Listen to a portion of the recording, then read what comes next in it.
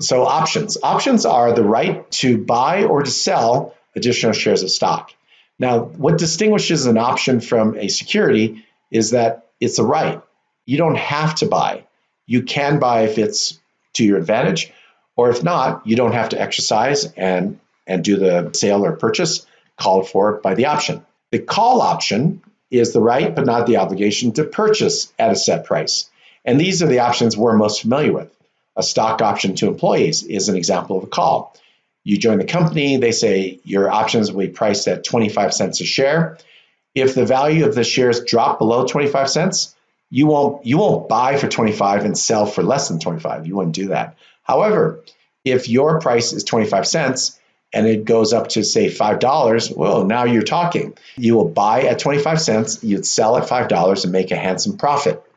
A put option is the opposite. It's the right to sell at a certain price. So this one, in a way, you're betting that the price will go down. Here, if you have an option price of $1 and the price goes down to, say, 75 cents, you would force somebody to buy it from you for $1. You would buy it for 75 cents and you'd make on the spread of 25 cents. So normally we think of things as we buy something and then we sell it and therefore generate a gain. In the area of a put, similar to the thinking of a short, we would actually have a condition where we're rooting for the price to go down. American style option is where the option can be exercised anytime from the issuance all the way till the expiration. The European style it's an option, but is as of the expiration date. So it may bounce around in between the time of the issuance and the expiration, but you can't do anything about it. You have to wait till the expiration to then choose to exercise or not. Bermuda style is where we only have a set of dates. So it's a compromise between the American and European styles.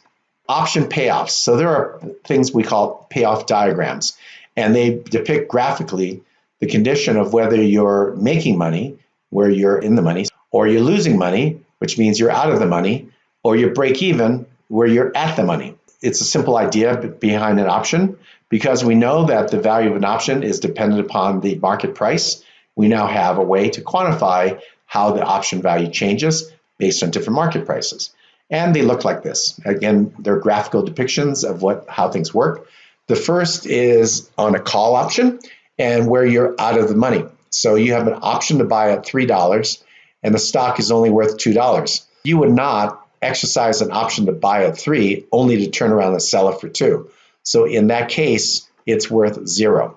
So you'll notice on the vertical axis that on the payoff, it's $0, from $0 to $3. And then from there, it starts rising because from that point on, you're in the money.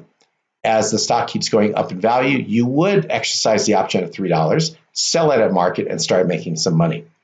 And that's the example of the option. Out of the money is below, where the market price is below the strike price. And at the money is where it exactly equals. And in the money is where you're starting to make money for in excess of the option price. Okay, put options, the opposite.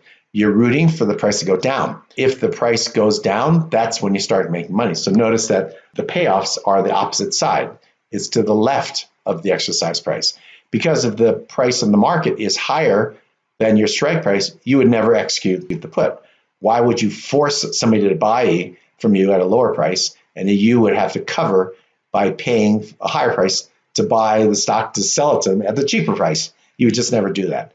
However, if the stock price goes down, now you're in the money because you will buy at a cheaper price, the market, and then you'd sell at the put price, the higher price. And that's what this graph depicts, is you're out of the money if it's above the strike price, and you're at the money if they're the same, and you're in the money if the market price is lower. Warrants. Warrants are legally very similar because it gives the right to the holder of the warrant to buy stock at a certain price under certain conditions, perhaps with an expiration date. So similar to an option, however, these are often granted to outside parties. So we typically would say an option would be to someone like an employee, whereas a warrant might be to a strategic partner or a key customer or a key vendor.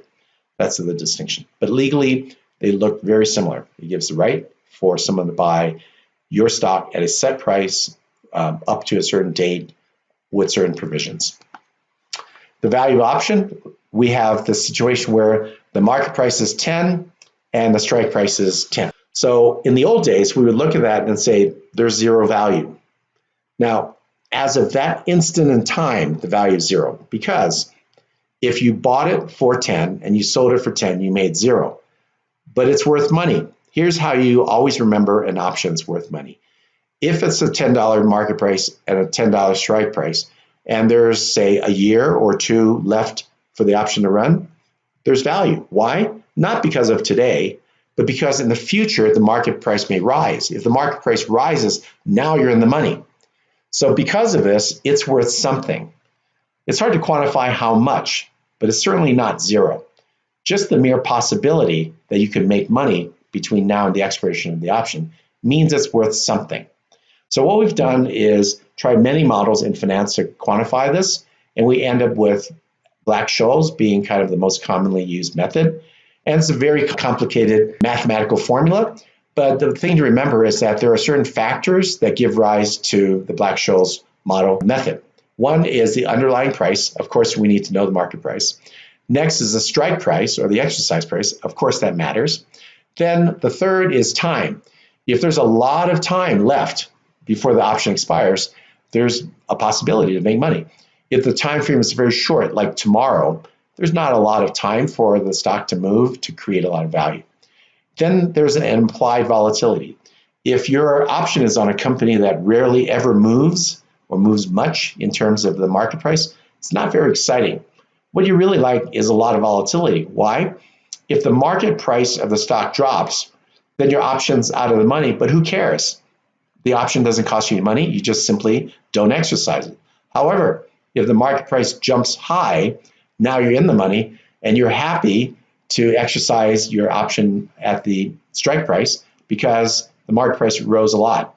So a bit kind of against normal logic, we like volatility when it comes to options because that creates the possibility of profit or the being in the money.